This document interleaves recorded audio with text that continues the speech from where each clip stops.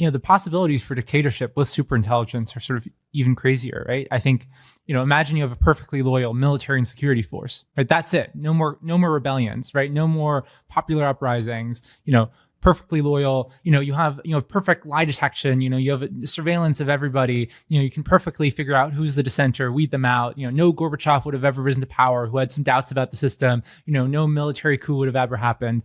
And I think I think there's a real way in which,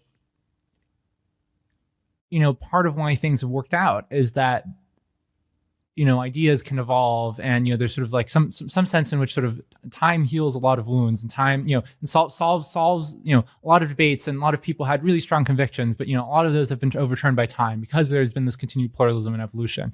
I think there's a way in which kind of like, if you take a CCP-like approach to kind of like truth is what the party says, and you supercharge that with superintelligence, I think there's a way in which that could just be like locked in and enshrined for, a long time.